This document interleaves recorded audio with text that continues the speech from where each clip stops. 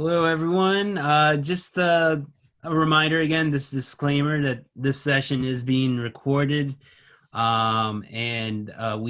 the Student Veterans of America at Fordham, utilize these recordings to help inform the rest of our veterans, try and get more veterans involved in the information.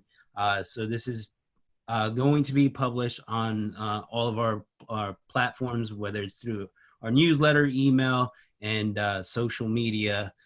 So if you don't want to have your face shown throughout these video sessions, please just keep your camera off, and we'll respect your privacy in that way. Other than that, I'm going to transfer this over to Tom to go ahead and kick off the program. Thank you, Matthias. I am queuing up now the first slide. Are you able to see the Edge4Vets first slide? Yes. Okay, welcome everybody. I'm Tom Murphy, Director of the Human Resiliency Institute at Fordham. We offer the Edge4Vets program, and welcome today to the online Edge4Vets program. As you know, by taking the program online, you get the full Edge4Vets curriculum, and we offer the online system in 3 parts that we call 1, 2, 3 Zoom. Zoom session number 1 is the orientation that you attended last week, where we explain what the online program is, the benefits that you get from taking Edge4Vets, how to use the online course, etc., to create your plan for success. And today is what we call Zoom 2, which is a chance for anybody who wants roll up the sleeve support to be able to build their plan for success. That's what we're going to do today. We're going to be here for an hour, and I'm going to take you through the 4 components in the plan for success. We've got some of our mentors with us today, any vets who have some tips on how it's working for them, or any vets who have questions on how creating a statement works. This is the chance to do that. And then Zoom 3, part 3, will be once you complete your plan for success, that you can have a couple weeks to do that on your own, at your own pace. Then you'll send that to us. We're going to share that with the HR reps at our partner companies and come back for Zoom session 3, where we'll give vets and mentors a chance to discuss how the vets' statements of strengths for the military expressed in their plan can match up to job opportunities at our companies. So again, the Edge4Vets system has 3 parts: Zoom 1, 2, 3, and this is part 2, the section on support for creating a plan for success. So you see up at the top, goal. What we're going to do is support you. And let me explain a little bit about the word support, what I mean by that. The whole purpose of Edge4Vets is to help veterans do what business leaders say you need to do most in order to be successful to land a job. And that is to translate your strengths from the military into tools for civilian success. And the plan for success that we give you in the online course takes you through that process of creating a plan. And that plan has 4 components to it, 4 statements. So the agenda today is we're going to take each of those 4 statements one at a time and give vets a chance to talk about how their answers in each of those 4 areas. And you see below, get support from mentors. We've got some mentors who've been through the process with us, have supported vets in the past, and can be invaluable to you as you create the statements. And then, of course, this resource, this video will be on file for anybody who's taking the online course and wants this help, you know, on their own pace. They can watch this video, or you yourself can come back to this video and refresh yourself on these tips for creating the 4 statements.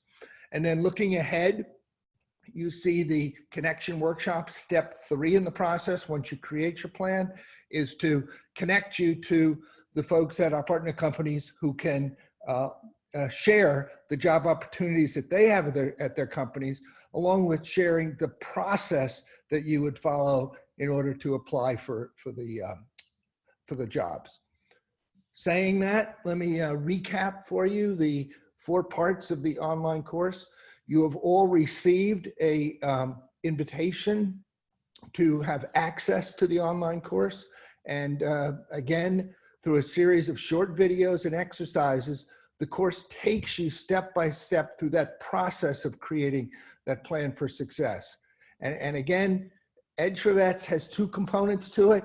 We call prep and then connect. This is the prep phase. This is the part the business leaders say the vets really benefit from. When you invest time to identify what your strengths are and express those in your own language, which we call civilian terms, express those in terms that an HR rep who maybe has no military experience can understand, that's how you gain an edge to get hired. So the prep piece is what we're doing now through the plan for success. And that's followed by the connect piece, where once you've developed your plan, we share that with our HR reps, who then seek to connect with you and give you a chance to implement your strengths in the military to get a job and perform at a high level. All right, saying that, let me break out the 4 parts, and then we're going to take each one separately and give vets a chance to share, your thoughts on how the question we ask in each of the statements applies to you. You can ask any questions about, how to create a statement in this area, how to answer the question. We've got mentors with us today who are going to give you that kind of feedback. And like I say, we'll go through each of these 4, and here they are. Starting with a vision statement. This is the first component of the plan for success. In that statement, you identify the kind of work you want to do for the career and the life that you want. And I say that because the purpose of Edge4Vets is not just to help you get a job that can, tide you over for a short period. The whole objective with Edge4Vets is help you to get a career that can lead, a job rather that can lead to a career and then give you the life that you want. So look at Edge4Vets as helping you get a job that can lead to serve as a platform to a career. And for that, then you have to be able to identify the kind of work you want to do for that career. So the first statement is going to be setting that vision. Then your strengths in the military break out into the values and skills. This is your asset. This is why companies want you. They want you for the values that you can bring and the skills that you can bring. And we're going to take each of these one at a time, starting with values. We talked about this in the orientation a little bit. Well, today we're going to roll up the sleeves, and if anybody has any suggestions on how to answer this that you can share with others to help them, have at it, because that's the purpose today. Then we'll do the skill statement to identify identify what you got good at and express your skills in civilian terms. And then finally is, how do you take your values and skills and put them together into an action plan to show that interviewer that you not only have the values and skills, but how you propose to use them to perform at a high level to help the company. So when you put all 4 of these together, you emerge with a plan for success. And you see right there a vet with his plan. This template is online for you, and you type your statement into, you have the 4 boxes for the 4 statements are online, and you type it into the space for each of those 4 pages. When you hit submit, it prints out as a nice clean plan for success statement that you give with your resume to the interviewer. And it's that combination of a plan for success that expresses your strengths and your vision and your action plan in your own language that combines with your resume to give you the edge. Saying that, let's focus today then on using the bulk of our time to roll up the sleeves and take each of these statements and get feedback from you vets as to what's working for you, what help might you need, or what thoughts can you offer on how to create a statement in each of these areas. So let's start with number 1. And I think we've got vets and we've got mentors. Let's take a second on our mentor side. I know we've got Pat Curran, who's with Pfizer. Pat, you want to just say a quick hello? If I'm not mistaken, Pat's there.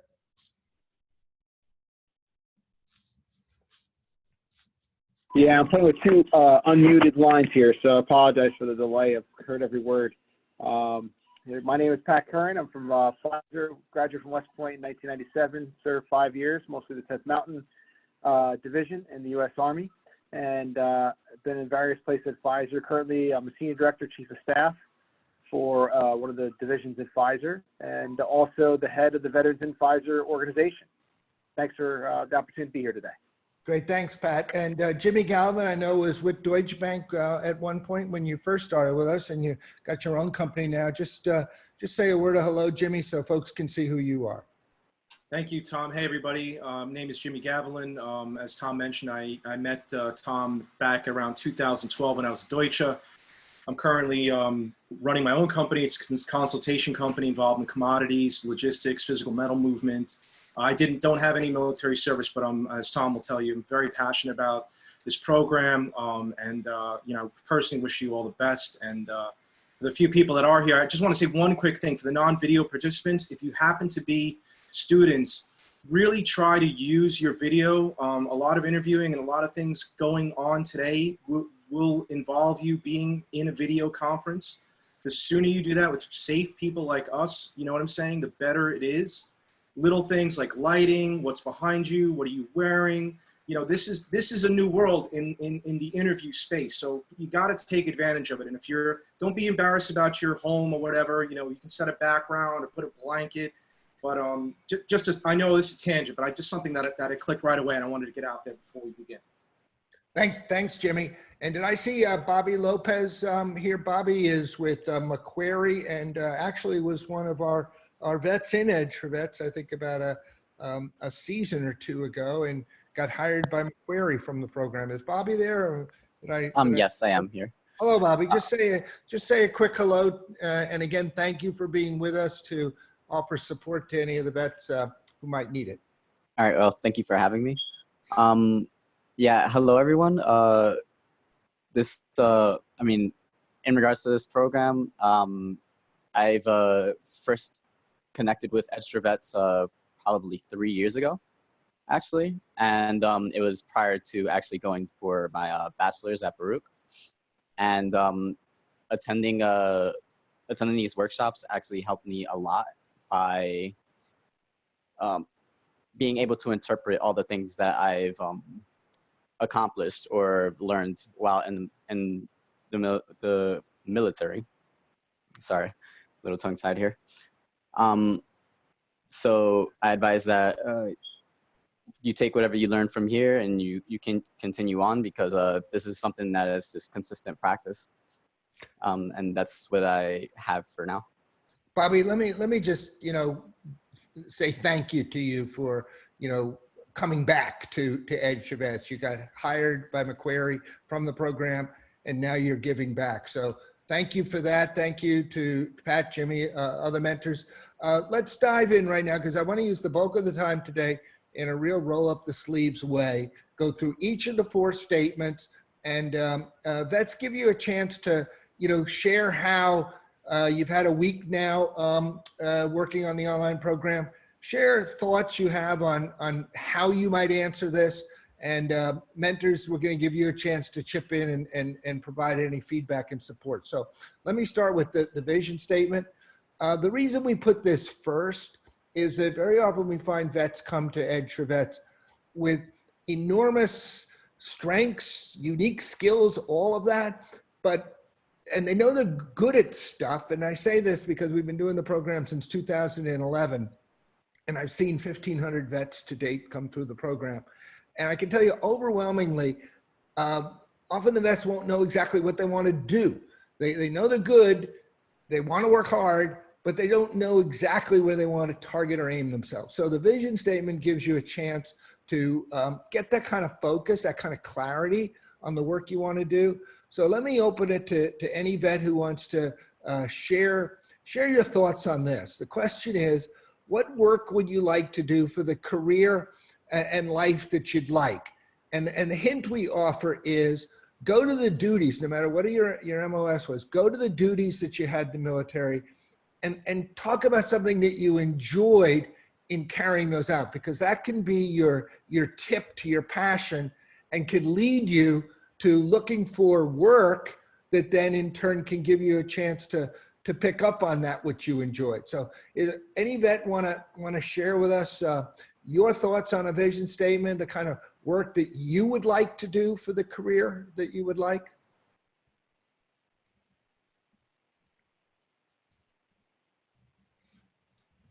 So for myself, I was in the infantry while I was in the Marine Corps, and the one thing that I think I went into the Marine Corps and I developed very well, or developed more in the Marine Corps, was being able to take all the tasks and like take that combined arms mentality. And I guess my biggest issue is trying to like rename that combined arms to something that I can use in a business setting, right? Because that's what a grunt does, right? We take everybody and we attack one mission, right? So I was really good at taking the teams assigned to me as a leader within the infantry, and then utilizing them to attack one mission and delegate those tasks. So as I heard you, what you're talking about, Mateus, is having the responsibility for many and getting that many focused in a way to carry out, as you say, the mission. And that was something that you enjoyed doing. I'd love to hear from one of our mentors as to, this whole question of why it's important to follow your passion when looking for a career, but go also to, it sounds to me like Mateus, you got incredible like management talent if you're talking about taking many and molding them into a team to carry out a task or a mission. One of our mentors jump in on that point to affirm that he's on the right track as far as identifying what his passion is. Yeah, this is Pat. A couple things. Yes, I want to affirm that Tom's comment that Mateus, you're on the right path, especially for the management track of where leadership and integrity and saying what you mean and meaning what you can say, all those raw but tangible skills in the military apply. Key phrases that I understand as a former military person that others may not, like the combined arms fight, the civilians call it cross-functional teams. One mission, one purpose, attack is basically getting the project team together and completing the objectives associated with the project. So all it is, it's really the lexicon in what you stated to show that management perspective, but you have the thinking. Now you just need to consider the translation. So I'm sure there's a lot more we could talk about, but those are the major points that clearly you're more than infantry. We talked about and expressed this on the last call. You're more than your number one job to transition to is not a police officer. There's so much more that's going on between the ears that you have much more to give. So great job. Yeah, and let me just say on that, Mateus, when you do your vision statement, really nail that point about taking many and focusing them into operating as one or operating as a unit to accomplish a task. And state that and then say that's the kind of work that you want to do. Because I don't want to put words in your mouth, but that's what I'm hearing. That's what you enjoyed about being in the Marines, that ability. Pat called it leadership. And what it is taking many and getting them to focus and put that down as your passion that you want to do and put it right up front so that when you go into an interview, an HR person is going to have very acute antenna to pick up on that point that, many into one. Yeah, this is what our company needs. And they will then work with you to identify jobs that can fit that passion. You see what I mean by vision statement? So, Pat's exactly on the right track with that. What I want to do is go through each of these 4 statements. We started with vision, and I want to focus really in tight on these two, because companies want to hire you, vets, for what they call your leadership strengths. But leadership strengths for us is too vague. So we break your asset, your leadership strengths, into the values you developed and the skills that you develop. Then we'll do an action plan. But I want to focus next on the values and skills, starting with your values. We talked about this a little bit in the orientation session, but I want to revisit it here and give anybody who's maybe struggling with it or has any questions about how to craft a value statement. The question for you is, what values did you inculcate in the military that guide you today? I'm going to cue it up with the video. This video, of course, comes from the online course. So I'm going to show it again, and then we're going to come back and give vets a chance to talk about their value statement.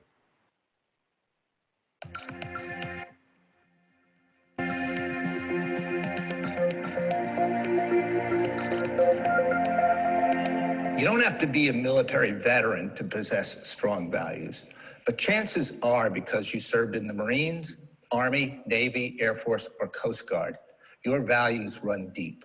Companies want to hire you for the military values that you can bring to their workplace. In this section, we'll help you create a values statement to show them just how valuable you can be.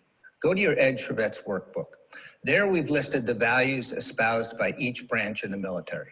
Nobody needs to remind you of the values promoted by your branch, whether it's the 14 leadership traits of the Marines, Army's 7 core values, or the value statements espoused by the Air Force, Navy, or Coast Guard.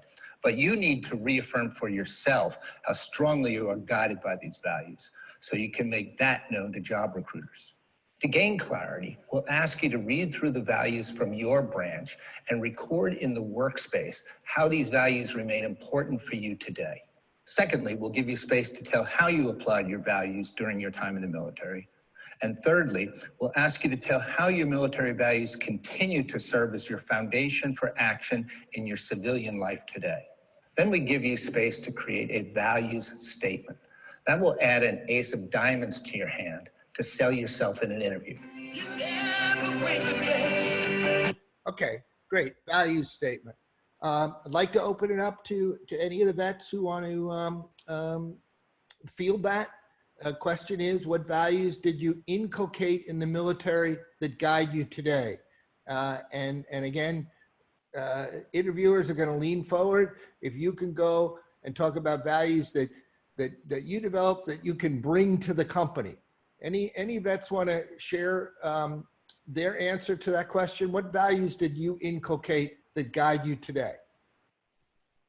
Hi, Tom. I can take this question. Go ahead, Chris.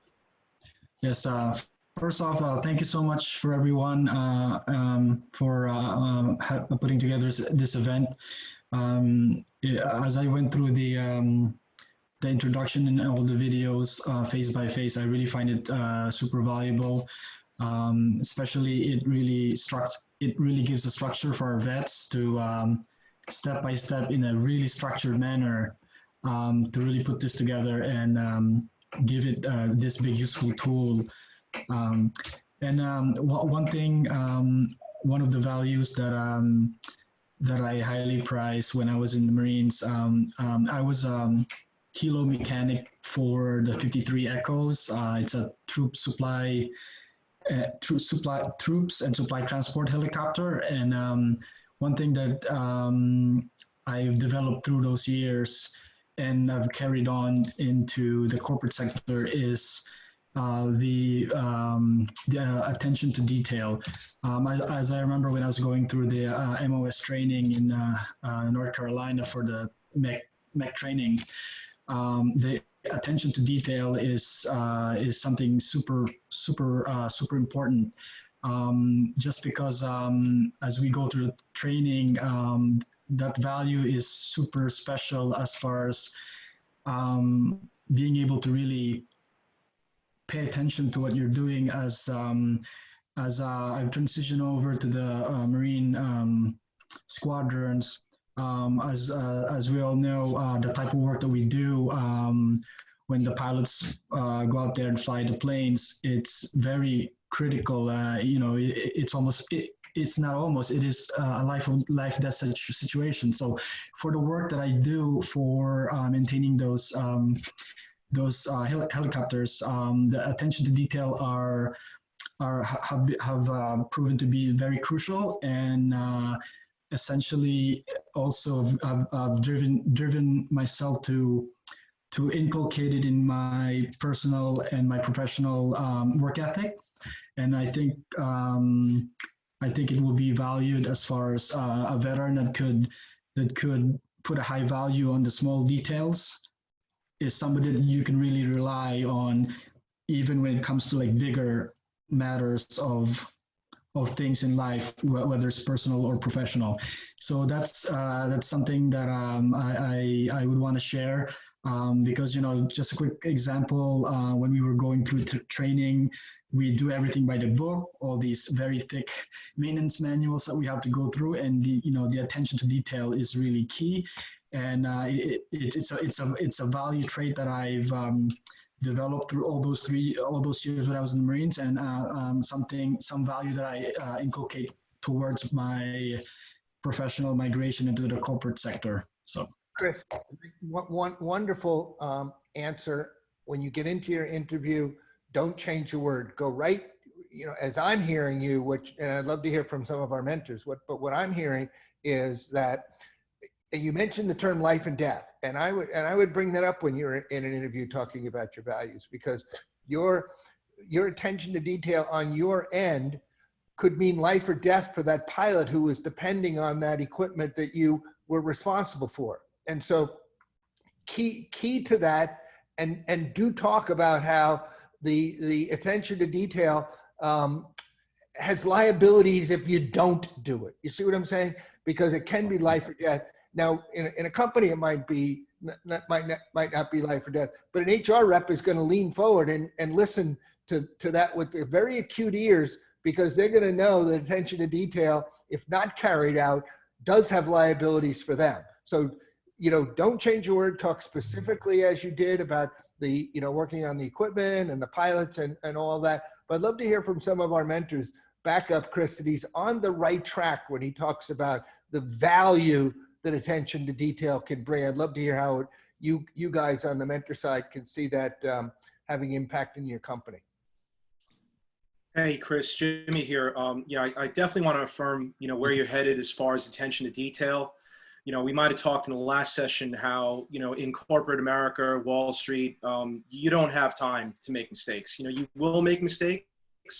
You know, we usually get 1 or 2 chances, and then once you screw up that third time, you're done, right? There's no time. There's hundreds of kids globally that'll take slots. And I think now more than ever, if anybody here looks at the Wall Street Journal, or you look at news articles or stories, anything, there's always errors in the articles, you know, whether it's a wrong verb, or if we text somebody, the words are completed, like we're losing touch of how to communicate effectively. And if you have attention to detail, you will be able to write well. And these are qualities that I think they're mission critical for any.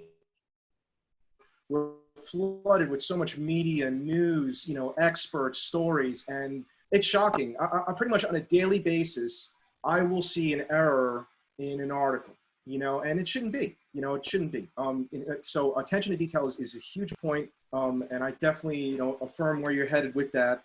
I think the examples that Tom mentioned, when you give specific examples, you know, it's a game changer, right? I mean, I've been on the other side of the fence where I've been interviewed, and also when I've had to interview people, you know, hundreds of people, recruiters and things, recruitment stuff and things like that.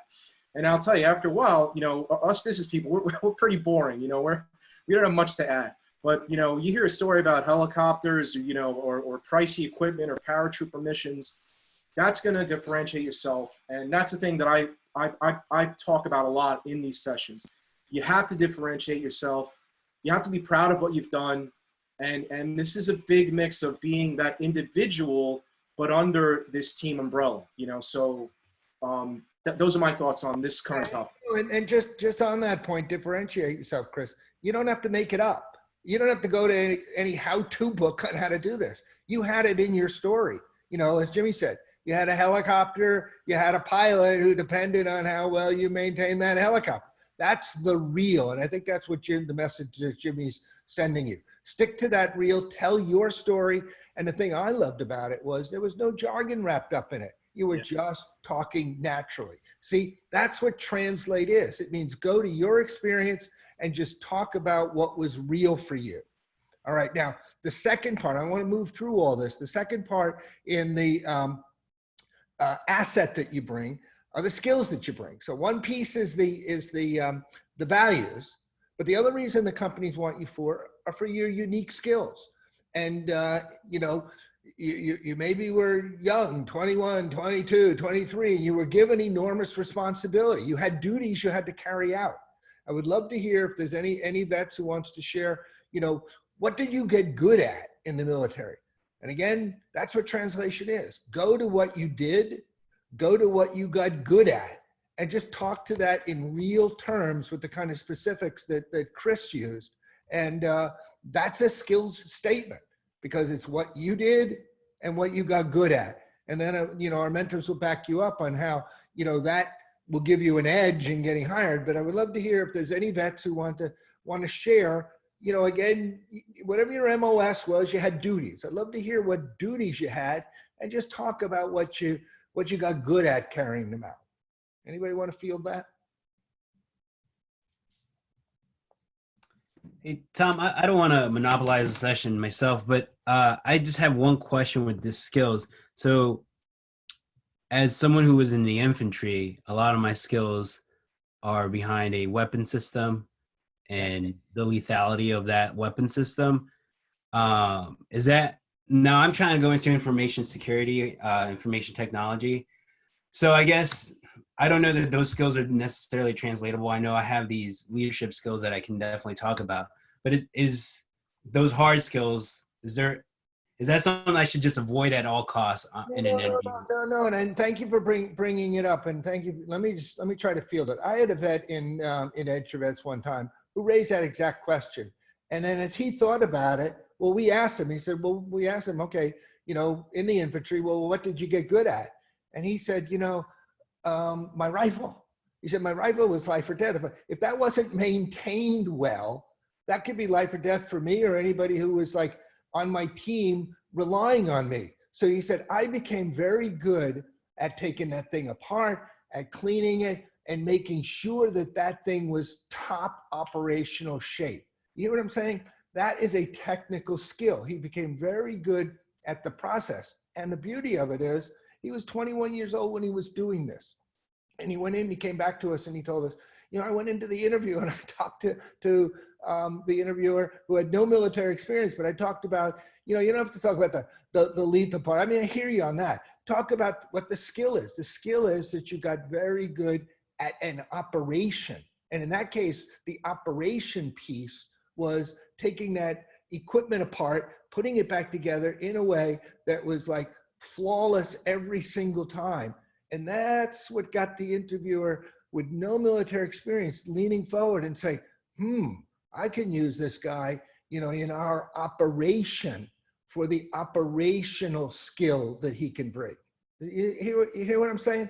And what you want to go to, Mateus, is, and again, I'd love to, you know, any mentor want to back me up on this, but what you want to go to is what did you get good at, you know, carrying out the duty.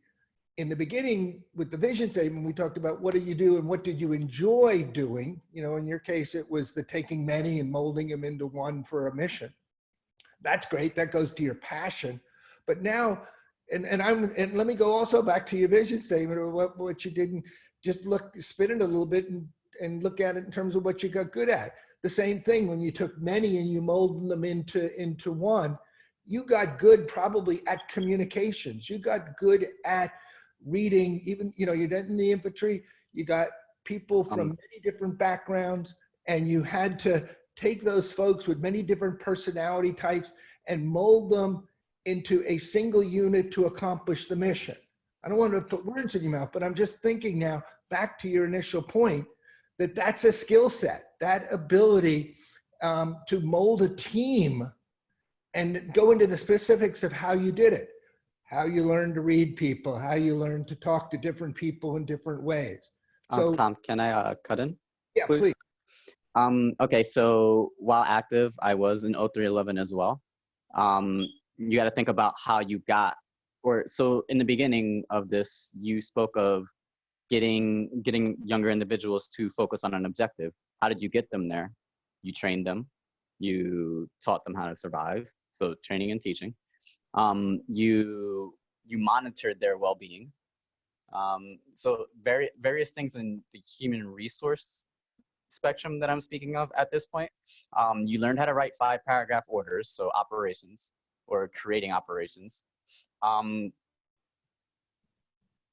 Just speaking of Marine Corps infantry in general, being the poorest branch, essentially they would send one individual to a course so that that individual can master that skill, come back and teach everybody else. And it wouldn't be just 5 individuals, it would be 30 individuals to 90 individuals. These are the various skills that you hold as an infantryman. As an infantryman, you are literally the peak of adaptability. You must, or in various means, you are sent to different parts of the world so that you can learn their culture, so that you can be an ambassador for America to that culture. The list goes on for the many skills that you have as an infantryman. I think what would need to be, or what was already mentioned, the attention to detail should be, how do you say, paired with judgment when you want to go to where you would like to go, because you have that whole reconnaissance aspect where you gather information on what you would like to do, which is essentially getting a job description and reading about that job description, and then grooming your resume towards that job description on what you have already done.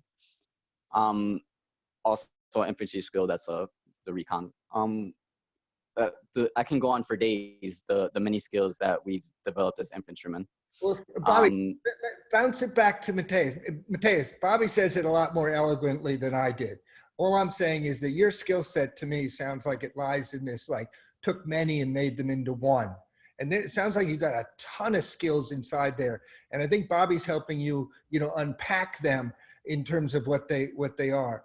Does that make any sense in terms of answering your question about what a skill is? Because I think that's the heart of the question you're asking. Yeah, that makes a lot of sense. My concern has always been like the skills that I feel like I've always had to really talk about are those leadership, the soft skills, because I was like, well, what kind of hard skills can I talk about in an interview like that, when we're thinking about the infantry's hard skills. But you've definitely given me a lot of skills I never even thought about, mentioning, and that all makes a lot of sense. Yeah. And by the way, all of you are going to get, all you vets are going to get a list of contact information for our various mentors. And mentors, you're going to get a list of all of the vets as well. And my role is to sort of be a facilitator in this. And Bobby, I would love you to follow up more with Mateus, because I think you have a lot to say to him that could be helpful, having been in the same situation yourself, and then having, used this program to land a job off the skills that you were able to demonstrate in an interview. So Bobby, thank you for jumping in on that. Let me continue to move it though, because I want to get to the fourth one before we break. And the fourth one is an action plan. And I'd love to just open it up here, both to the vets and the mentors. Vets, what you need to do is recognize that you have this asset. Mateus, I think you're onto it, to going in and digging in deeper and finding out you have a wealth of skill sets within your experience. You've got, all of you, a wealth of value in your values. And if you can combine your values and your understanding of what you did and got good at in a way that then can go into an interview, you go into an interview and you tell that interviewer how you're going to use, see, it all comes down to action. How are you going to use your values and skills? So step one is identify them, and that's what you do with each of these statements. Then you want to talk about how you're going to use them, action. How are you going to use them to help the company? And I would love to hear, you know, any mentors who want to jump in and back me up, that's what you need to do when you go into an interview. Step one, get clarity on what your asset is. You know, really dig down on this value statement, study it, write a great statement, dig in on your skills, what they are, write a good skill statement, and then practice going in and, you know, even get in front of the mirror if you want and describing how you're going to use those values and skills to perform at a high level. Let me back out, Jimmy. I see you got your hand up. Take it from here and underscore for the vets that that's what they need to do. Identify and then be able to put those values and skills into an action proposal. Great. Yeah, it's certainly things that stood out for me are, you know, looking at the slide, you know, what does your company value? So what I value, and I think a lot, I speak for professionals in the industry, is a chain of command. It's a big issue, right? You know, one of the deadliest things you can do in a corporate interview or in the work setting is to breach that chain of command, assuming it's not a whistleblower situation. And then there's adaptability, being able to adapt. You know, thinking about you specifically, Matthias, you know, this weapon system and this lethality, I mean, you just got to change the screen, you know what I mean? Instead of an actual, you know, soldier that you're fighting against, an enemy, the enemy is cyberspace, you know, and information tech, right? It's being phishing, it's penetrating, it's losing information. Now more than ever, in my opinion, there is a war going on. I mean, it's a war for information. Now more than ever, it's available, it's portable, but it's also susceptible for attack. So there's a lot, many similarities of what you're looking at, what you want to do, the values and the skills that you have that, you know, with any job, any interview. I'm not, like I said, I'm not a military person, but I can't imagine a military person going to an interview and not being prepared. What does that mean? Know the company, know who you're speaking to, know what you want to say, make sure it's relevant. Did you check the news in the morning? Was there a major event? These are so many little things that you as a military person, I would imagine, have in your head, right? You know, I mean, you're going to die if you make a mistake, frankly. So, you know, you need that kind of aggression, if you will, controlled aggression, when you tackle this thing. And it's going to come out as you being confident, being enthusiastic, most importantly, being informed. You know, I have two daughters. I've got a teenage girl, and you know, they think they're intelligent, right? And there's a difference between being intelligent and having access to information. We have access to information right now, and people are misinterpreting that as actually being intelligent and being able to process and digest. And that's what I think is going to be somebody like you, you know, given your background, weapon systems. I can look up a weapon system online, right? You can learn how to make bombs online. It doesn't mean that I have the knowledge and I understand, right? And the fact that you've already proven yourself, and that's a big thing, Tom, and we talk about a lot.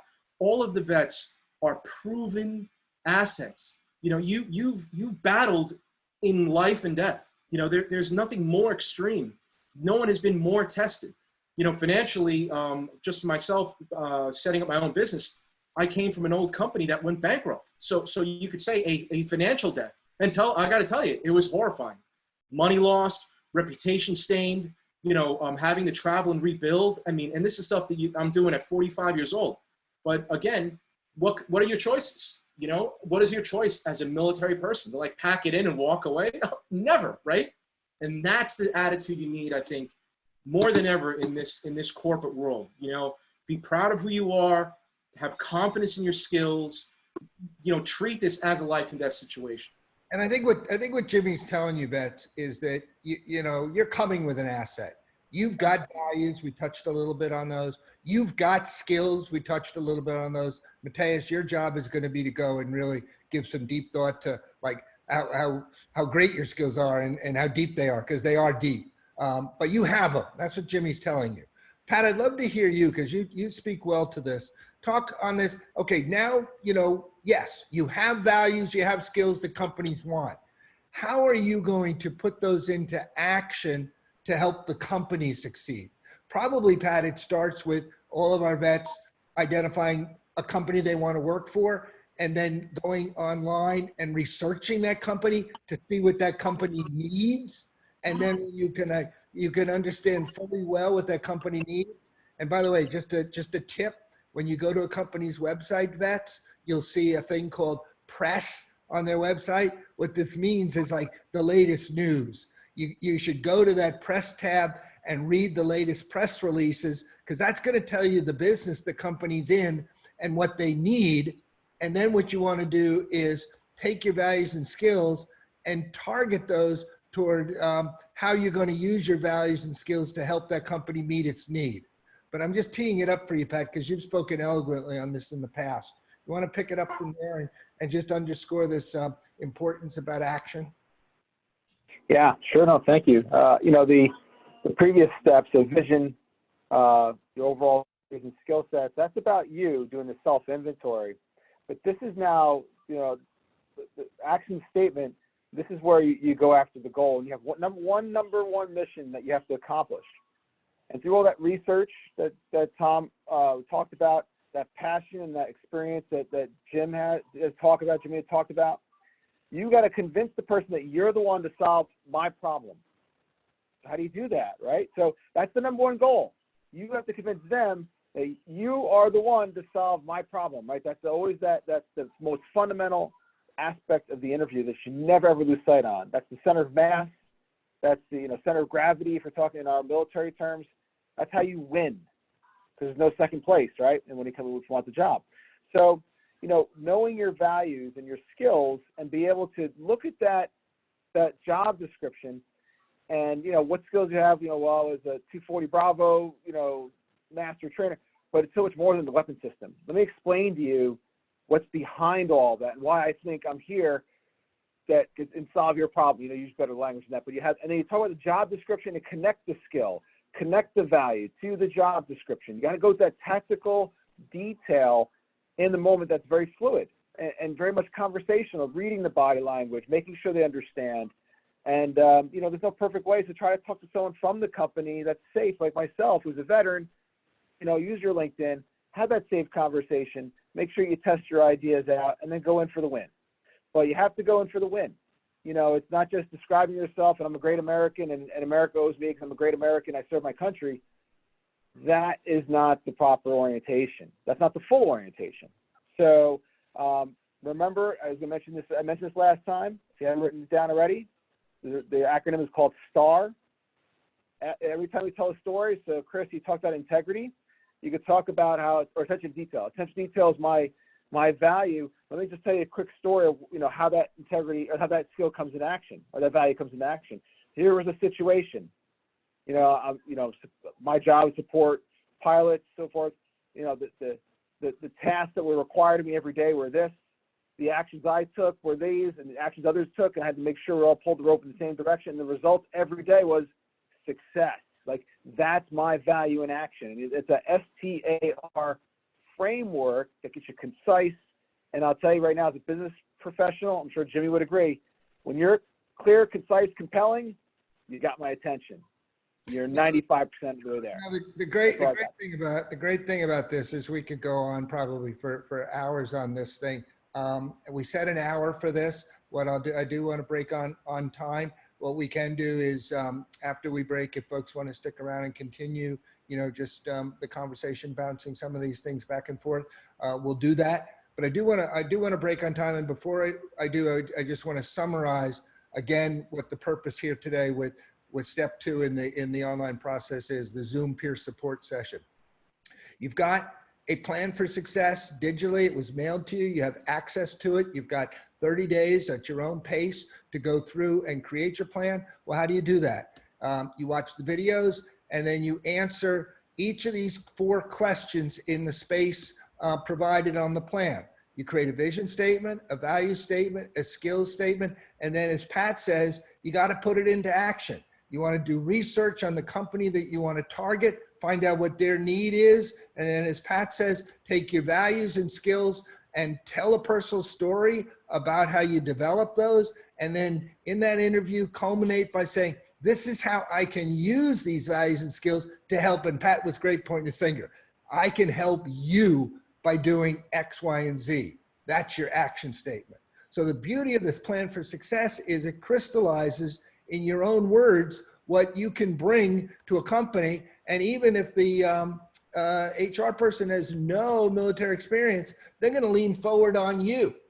And let me just summarize the step 3 in this. We did the orientation, Zoom 1, the peer support today, Zoom 2. Step 3, Zoom 3 is going to be the connection. And I'm going to ask you vets to submit to me. Well, you do it online, actually. When you finish, you hit submit and it'll print out your plan for success. Do that by May 10th and submit that to, and then send a resume to us as well. We'll be sending you a reminder and the process for following those steps.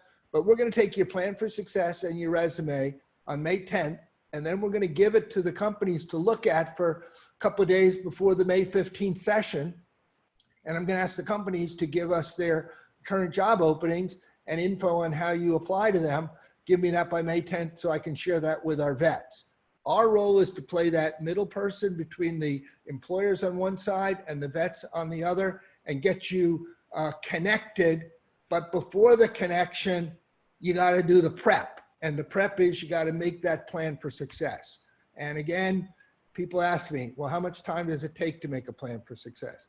I say, ball's in your court. You could do it, you know, in a couple hours on a weekend, or you can spend more time with it. The more time you put into crafting those 4 statements, the greater clarity you get on your strengths in those 4 areas, the more accomplished you're going to be when you go, as Pat says, into an interview where the full goal is to get somebody to say yes to you. You want them to say yes so that you can get on a pathway for your vision. So if you get clarity on where you want to aim and you identify companies that fit that bill and you research them, then you go to your asset, your values and skills, and cap that with an action plan about how you're going to use them. And then you go into the interview. You're going to get somebody who has no military experience to lean forward. And as Pat said, they're going to take you. Why? Because you've distinguished yourself. So we've completed the hour session today. Anybody who needs to leave, that's fine. But I'm just going to, open it up now. If there's anybody who has any comments or any questions, we'll use this time to network. Tom, I just have one quick admin note. I received the message from one of the individuals here who has not received the training tools yet. If there's anyone else on here who needs that assistance, please hang out. If you're watching this on YouTube later and you haven't received these tools, please email my team at veterans. That's veterans as in the plural sense of the word. So it's veterans@fordham.edu, and we will make sure that we get you connected to the right people. But if you're currently in this session, please stick around and we'll help you get the right materials. Great. And Mateus, on that point, sometimes the emails that we send to are not correct. So if anybody is having a problem, yes, let you know, and then you and I can figure it out. We'll make sure that we get it to them. And again, thank you to all the mentors for helping us out with this program. The Student Veterans of America really do appreciate your help. Yeah, this is, Mateus and Steve on the Student Veterans of America at Fordham side, thank you for all of your work with Matt Butler. Edge4Vets is a vehicle, if you will, that's operating in conjunction with Fordham's SVA to provide this online support. But it's really, our hat goes off to the SVA and Fordham and an incredible job that you folks do on behalf of your colleagues. And I just want to underscore also thank you to all of our mentors for chipping in today and giving up your time to provide support for the vets. And if there's anybody who wants to, offer a final word or not, if you have to leave, fine. But, we'll stick around for another couple of minutes if anybody has any thoughts they want to share. Tom, Pat Kern, really quick, that's a drop. 2 points. One is, if you're a vet that is struggling to unpack the skills that you have behind the MOS, I mean, what Bobby Lopez did for us during this call, I would hit the rewind button. I would contact him personally, because I think that's one of the toughest skills is unpacking your base MOS into all the different transferable skills you have that an employer desperately needs. So Bobby, nice job on that today. Second thing is, thank you. through Tom and Mateus, off my emails over to every single vet on this line, patrick.kern@Pfizer.com. But if you can't spell something, Pfizer's P-F-I-Z-E-R. But if there's a trouble, please, Tom, give it out. Mateus, give it out. Happy to help any veteran on the call. Thank you. Yeah, and on that point, Pat, all of the veterans in our cohort this spring are going to get the contact information for you, Jimmy, Bobby, all of our mentors. And we encourage you, vets. Thank you, Pat, for opening the door to that. If you've got any question for our mentors, you'll have the ability to reach out to them. And mentors, you're going to get the list of the vets so that if you want to, reach out to them, our role is to be a facilitator for that connection making. Okay. And Jimmy did see me again. Yeah, good to see you guys. Good luck to the students and the mentors and everybody. Be safe. Great, thank you. So again, if anybody who has any thoughts for Mateus on administrative end, send them to him. He'll get them to me. And any vets who want to join this cohort, please let them know. Contact Mateus. We'll get them onto the team. Thank you again. We look forward to seeing you for Connection 3, Zoom 3, the connection session. And you'll get emails in advance of that with all of the steps leading up to that. So thank you again, everybody, for your participation. And you all have my email as well. Any questions, don't hesitate to reach out to me personally.